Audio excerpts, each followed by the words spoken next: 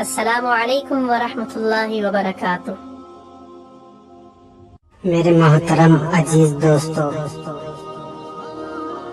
ایک مرتبہ کا واقعہ ہے۔ ایک بار ایک دہی بیچنے والی عورت سر پر دہی کی ٹھلیاں لے کر حضرت ابو علی شاہ قلندر رحمۃ اللہ علیہ کے پاس سے گزر رہی تھی۔ حضرت ابو علی شاہ قلندر رحمۃ اللہ علیہ نے اسے روک کر دریافت کیا، دہی بیچوں گی؟ عورت نے ٹھہر کر جواب دیا، دہی بیچنے کے لیے ہی تو بوجھ اٹھائے پھر رہی ہوں میاں جی، دہی قیمتی ہے، تم اسے خرید بھی پاؤ گے؟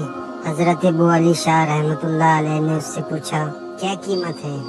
عورت نے مسکرا کر کہا، سونے کا ایک سکہ۔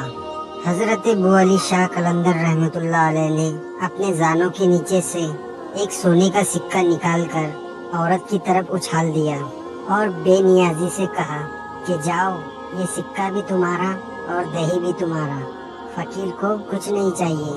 عورت نے انہیں حیرت اور تعجب کی نظر سے دیکھا، سکہ اس کے ہاتھوں میں تھا تو وہ چلی گئی۔ جاتے وقت وہ ان کی طرف مڑ مڑ کر دیکھ رہی تھی اور اس کے بعد وہ چلی گئی۔ وہ عورت 4 روز بعد اسی علاقے میں پھیرا کرتے ہوئے جھجکتے پہنچی۔ حضرت ابو علی شاہ قلندر رحمۃ اللہ علیہ نے اسے دوبارہ ایک سکہ دے دیا اور پھر اس سے وہی کلام کیا کہ فقیر کو کوئی چیز کی ضرورت نہیں۔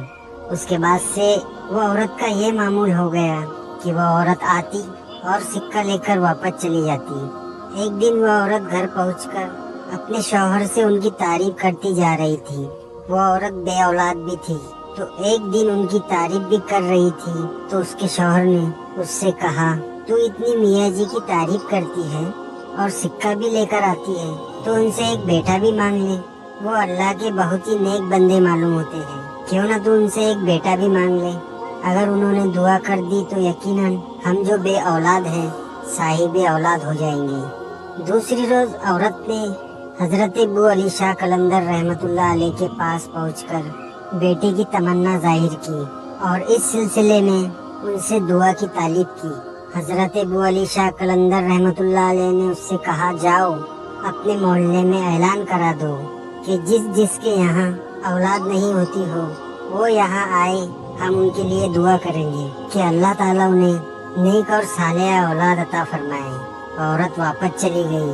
اس نے گاؤں میں جا کر اعلان بھی کروا دیا۔ تیسرے روز وہ عورت سبھی عورتوں کو لے کر حضرت ابو علی شاہ قلندر رحمۃ اللہ علیہ کے پاس پہنچی۔ حضرت ابو علی شاہ قلندر رحمۃ اللہ علیہ نے پان کی ایک گلوری کے ٹکڑے کیے اور ایک ایک ٹکڑا تمام عورتوں کو کھلا دیا۔ ایک عورت کو چھوڑ کر ساری عورتوں نے پان کھایا۔ مقررہ وقت گزرنے کے بعد سب کی مرادیں پوری ہو گئی، مگر جس عورت نے پان کا ٹکڑا نہیں کھایا تھا وہ بے دستور بے اولاد ہی رہ گئی۔ اولاد حاصل کرنے والی عورتوں نے عقیدت کے طور پر دہی کی ایک ایک ٹھلیاں حضرت ابو علی شاہ قلندر رحمۃ اللہ علیہ کی خدمت میں نذر کی۔ حضرت ابو علی شاہ قلندر رحمۃ اللہ علیہ نے ان کے نذرانے کو قبول کر لیا۔ ان عورتوں میں وہ عورت بھی شامل تھی جس نے پان کا ٹکڑا نہیں کھایا تھا اور جو اولاد سے محروم تھی۔ وہ بہت غمگین اور پریشان کھڑی ہوئی تھی۔ حضرت ابو علی شاہ قلندر رحمۃ اللہ علیہ نے اس سے پوچھا، تم غمگین کیوں ہو؟ اس نے سارا ماجرا سنایا۔ کہنے لگی، آپ کا دیا ہوا پان منہ میں رکھنے کی بجائے میں ایک پتھر کے نیچے رکھ کر آ گئی تھی۔ حضرت ابو علی شاہ قلندر رحمۃ اللہ علیہ نے اس سے کہا، اس میں غمگین ہونے کی کیا بات ہے؟ اللہ تعالیٰ تیری بھی مراد پوری کر دے گا۔ اس کے بعد سبھی عورتیں چلی گئی اور آپ کی زبان سے جو دعا نکلی تھی کہ اللہ تعالیٰ تیری بھی مراد پوری کر دے گا، اس کی برکت سے اللہ تعالیٰ نے اس عورت کو جو اولاد سے محروم رہ گئی تھی اسے بھی اولاد دے دی، یعنی اللہ تعالیٰ نے اس عورت کو اولاد عطا کر دی۔ تو دوستو، یہ ہوتی ہے اللہ کے ولیوں کی زبان کی تاثیر اور اللہ کے ولیوں کی دریا دلی کہ اللہ کی ولی نے اتنے ساری عورتوں کو اولاد عطا کروا دی۔